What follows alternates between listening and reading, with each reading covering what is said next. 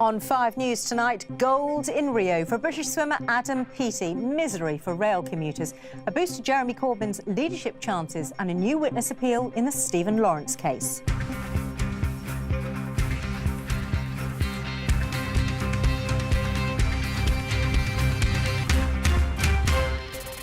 Adam Peaty used to be scared of the water but overcame his fears and is now Olympic champion, we hear from his very proud grandmother.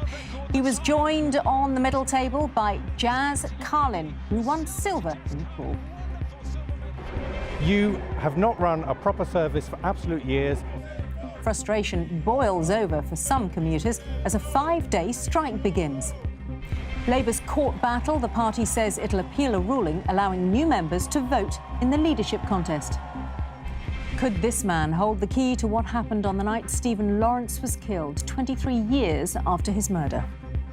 Also tonight, as the average pay packet for UK chief executives reaches £5.5 million, has pay for big bosses got out of control? And from Whitehall to the dance hall, former MP Ed Balls signs up for Strictly Come Dancing. Hello and welcome to 5 News Tonight. I'm Sian Williams. As a toddler, he was afraid of the water to the point where he would scream every time he was given a bath. Well, earlier today, 21-year-old Adam Peaty became an Olympic swimming champion, storming to victory in the final of the 100 metres breaststroke in Rio. It was Team GB's first medal of the Games. Just for good measure, he also smashed the world record, one he'd set himself the day before. As Peter Lane reports, it's not just Adam who's now a star in the Peaty family. A very British way to celebrate a very exciting British victory. Adam Peaty's nan, Mavis, hosting a tea party for friends and neighbours. His success, headline news. Her Twitter account and the hashtag #OlympicNan trending highly. She, of course, always knew he'd do it. I knew he would win, you know, but I saw his determination was there. He wasn't going to let it slip away. There you go, Andy, it's yours. And what a win. Here's 21-year-old Adam smashing his own world record in the 100-metre breaststroke. The first British man to win an Olympic gold in the pool since 1988. Adam Peaty takes Olympic gold for Great Britain by an absolute street. His parents and girlfriend watched poolside. Team GB were raising the roof back at the athletes' village. And Mavis was tearily watching her grandson centre stage. And when the Union Jack went up and they sang God Save the Queen, Benny Titcher, the tea house really done it, you know. There's a tear in your eye. Yes, yeah. And you're famous now. You're trending highly on Twitter. You're Olympic Nan. Oh, yes. Made my day. I can walk with Adam with pride now, can't I? And the Peaty family still have memories of a young Adam being scared of water, as big sister Bethany explained. Hated the water. He wouldn't even have a bath. Absolutely hated it. It's only since my mum's friend chucked him in the swimming pool, and he's been in it ever since. And what a turnaround. The local pool where Adam got his taste for competition was recently named after him. His former swimming teacher remembers him well. This pool hall is where it all began. Adam was a very nice young boy. He was grounded, he got in, he did everything you asked of him, and what more can I say? He deserves to be where he is today. These are the early ones, you know. Back at Nan's, these are just some of the swimming medals from school onwards that tell Adam's story, a story which has now taken him all the way to Olympic gold. Peter Lane, 5 News.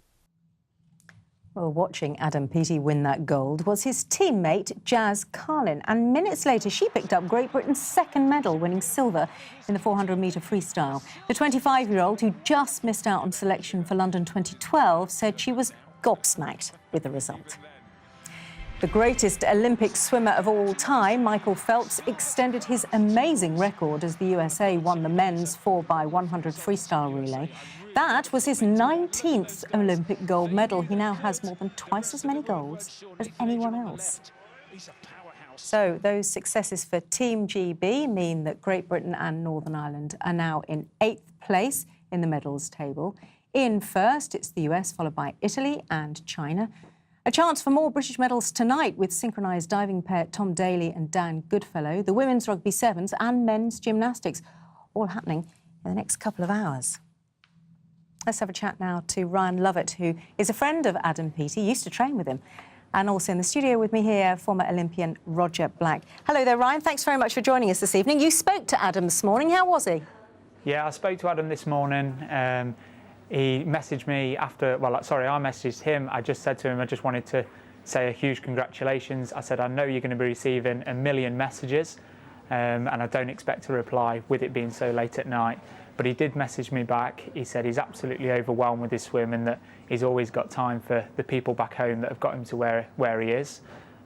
He's just so level-minded about what he's done, what he's achieved.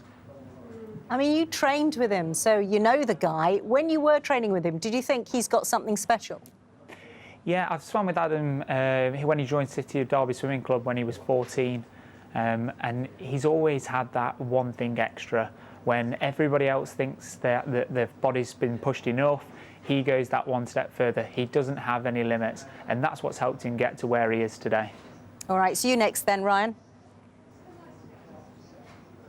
Maybe not. Thank you, Ryan. Ryan, love it there. With us, the former Olympian Roger Black.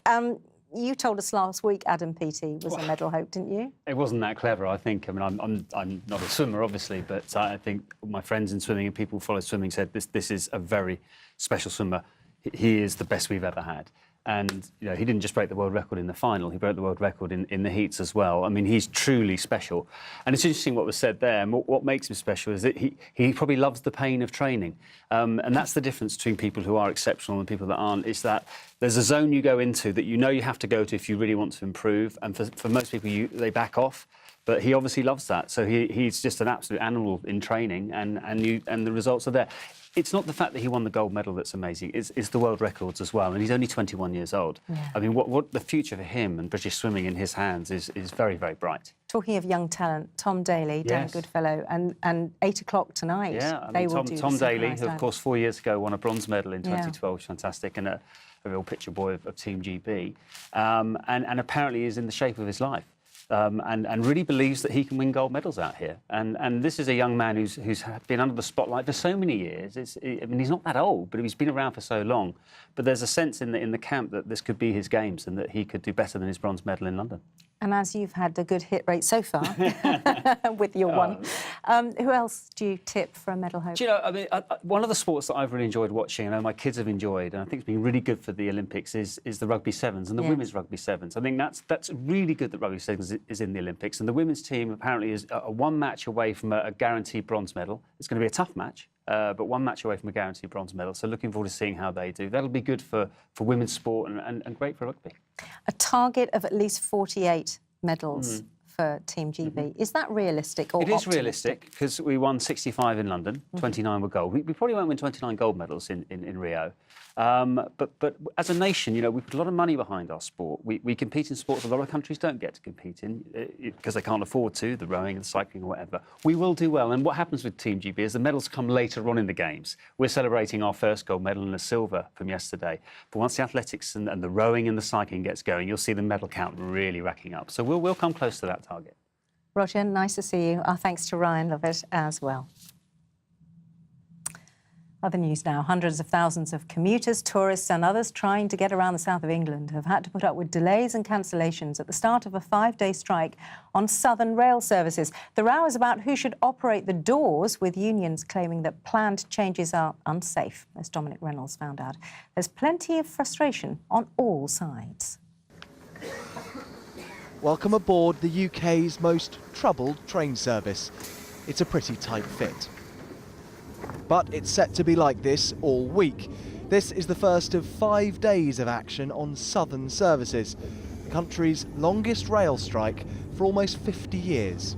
Amazingly, today my train was okay, but most of the other times, particularly in the evenings, I can come here, there's 3, 4, 5 trains in a row cancelled. Instead of going back on the train, which we're worried about catching our connections and the train might not be running, we've actually booked to go back by National Express. Is that going to cost you more money? Yes, it's going to cost us £12 each. The argument's over who does this. At the moment, conductors open the doors. The operator Southern wants to give that job to drivers. The argument's been disrupting the service for months, and Southern say it's unnecessary. The strike is not needed. We need to find a way forward by talking to the RMT and working out our differences. I do think commuters are going to be tired of hearing that. You've been saying the same thing for months now. Well, I do think that we've got the right to modernise our train service. We have to modernise our train service. We have to find ways of delivering our train service better than it has been in the past. Now prepare for some further disruption, this time to our interview. Driver-only operation is an established way of operating trains. Run a proper service. I mean, this is the sort Run a proper service. You haven't run a proper service for years. This passenger said he was tired of having to allow 3 hours for a journey which should take 1. We can't even do an interview without angry commuters interrupting us. What does that tell you? Well, that's typical of what we find. There are people who come up to me all the time. Some are positive and give me lots of encouragement and say, we want you to do what you're doing. Others say, you know, you need to sort this out. So it's a very mixed bag. We say no! They're saying no for the sake of passengers, according to the RMT union. They believe driver-only trains risk lives on crowded platforms. The fight is not about job security, it's not about money, it's about fighting to maintain credible and decent levels of safety on our national rail network. Almost 1,000 services a day are being cancelled, affecting hundreds of thousands of lives. But big city property prices mean demand for suburban services like this is growing all the time. This Southern story could be important across the country. Dominic Reynolds, 5 News. Jeremy Corbyn's chances of being re-elected as Labour leader seem to have been given a boost. The High Court has ruled that Labour's decision to effectively ban more than 100,000 members from voting in the contest was unlawful. And it's thought most of those support Mr Corbyn and not his challenger Owen Smith. But the party says it's appealing the ruling. Our political editor, Andy Bell, reports. His supporters were delighted. Labour's National Executive Committee had just said Jeremy Corbyn could run for leader. But as he celebrated, back inside, the NEC was deciding anyone who joined the party after January the 12th would not be allowed to vote. Christina Vangaloo was one of 5 such party members who today overturned that in the High Court. You know, the general consensus was, and what was shown on the website was, you sign up as a member and you're able to vote. It was very clear that was, you know, that was what we would be entitled to. And then to have that kind of reversed and taken away from us it was completely shocking. After handing down his judgment here in court number 16, Mr Justice Hickinbottom summed up his decision by saying that the rules of the Labour Party simply did not give the National Executive Committee the power to restrict the voting rights of members. So in the leadership contest between Jeremy Corbyn and Owen Smith, over 100,000 more members may now get a vote. Today, the NEC's Procedures Committee decided to appeal that, but that's now been condemned by one of Jeremy Corbyn's closest allies. It means 6 people, literally 6 people, sitting in a room, most of whom have expressed their views against Jeremy Corbyn as leader of the party, deciding that maybe up to 140,000 members will not be allowed to vote. That's not in our democratic tradition. So I'm shocked, but I think it's just the wrong decision. Owen Smith said he too was happy with today's judgment. I'm pleased that we've got so many people voting in this election. It's a brilliant democratic exercise by the Labour Party, and we just need to get on with it and get through to the end of this process and lay out our stalls. So far, there have been more court hearings than debates in this leadership contest, but by the end of the week, we should at least know who can vote. And Andy, does this appeal slow the process down at all?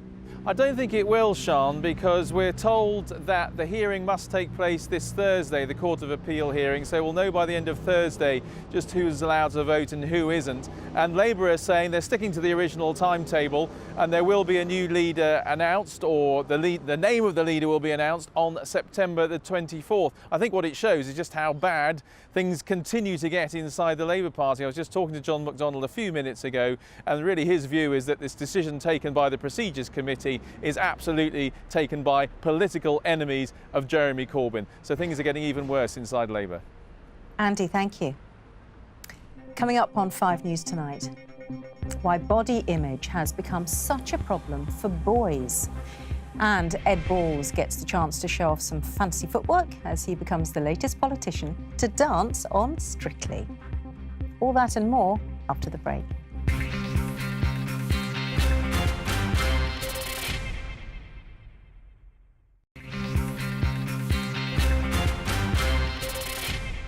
Hello and welcome back. You're watching 5 News Tonight. Detectives investigating the racist murder of Stephen Lawrence 23 years ago have made a new appeal for a witness they'd like to speak to. They've released CCTV footage of a man wearing a distinctive-looking jacket in a shop close to where Stephen was killed in southeast London. Here's Catherine Jones. It's a grainy image, but one that detectives hope could lead them to a man they've wanted to trace for 23 years. Officers believe this man is a potential witness to the murder of teenager Stephen Lawrence in 1993.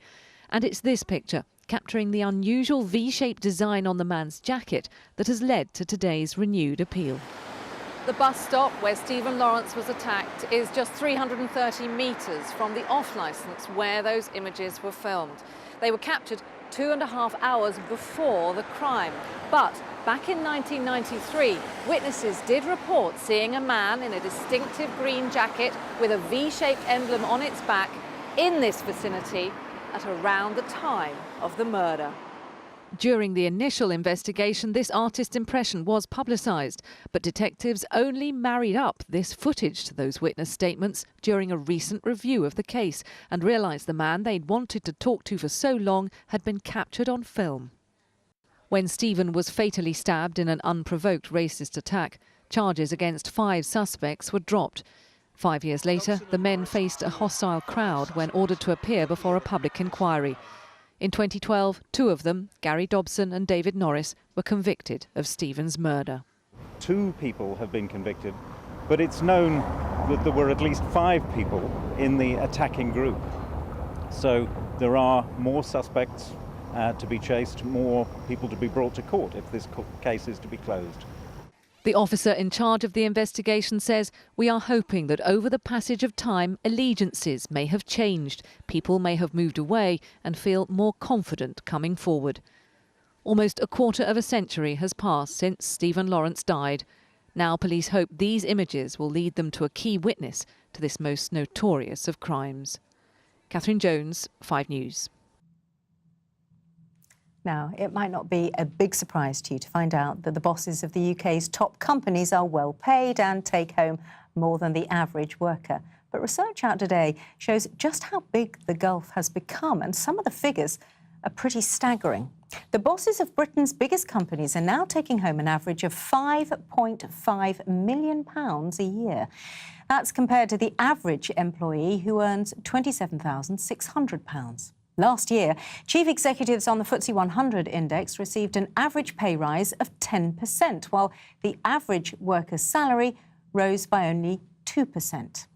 Top of the table was the head of advertising group WPP, Sir Martin Sorrell, who had a pay rise from just under £43 million to just over £70 million. I'm joined now by Conor Darcy, who's a policy analyst for the Resolution Foundation, which campaigns for more equal pay, and Didi Doak, who's a editor of Recruiter magazine.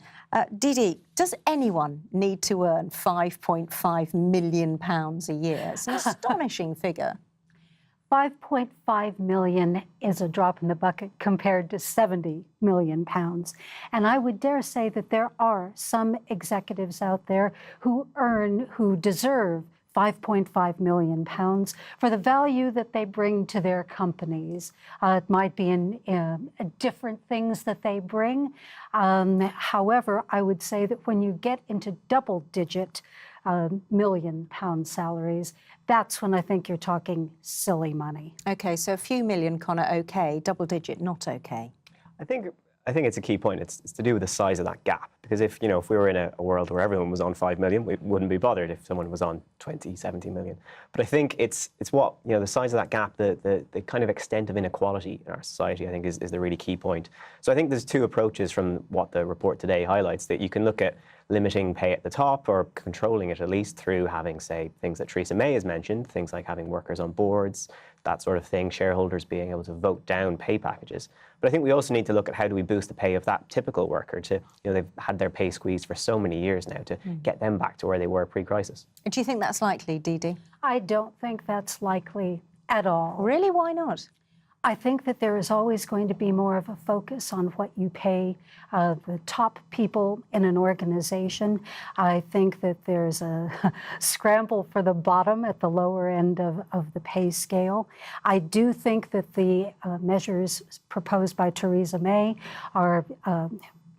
would be very good for UK PLC in terms of having shareholders and potentially employee representatives on boards to mitigate any excesses.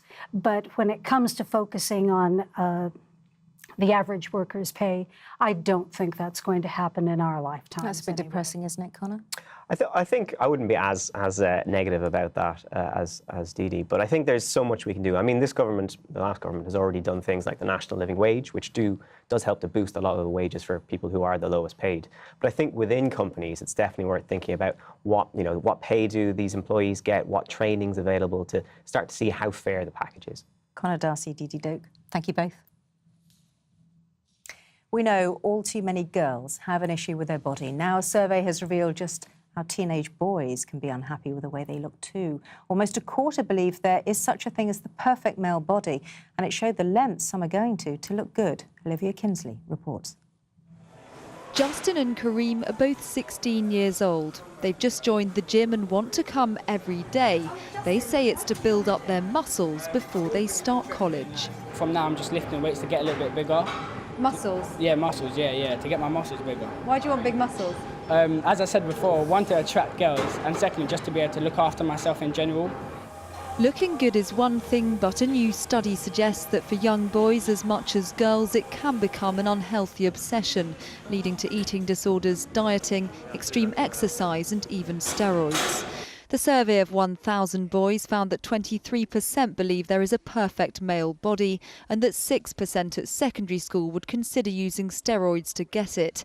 7% had considered skipping meals, and 22% of boys at primary school said they feel pressured to look good by celebrities. Danny Bowman became so obsessed with how he looked he took 200 selfies a day. He felt so ugly he wouldn't leave the house, and eventually he tried to take his own life. Trying to achieve that perfection was my #1 priority in life. And unfortunately through that, I almost lost my education, I lost my social life, and lost my health. And it took me to a very dark place. In the 1980s, this advert was controversial. But now images which idolise the male and female bodies are everywhere. I think the thing that's kind of made it supercharged is that they now all circulate much faster on social media. And that's where that can lead to kind of a distorted idea of how perfect they should look. And boys, just like girls, can struggle against that pressure. It can become too much if left unchecked. Olivia Kinsley, 5 News.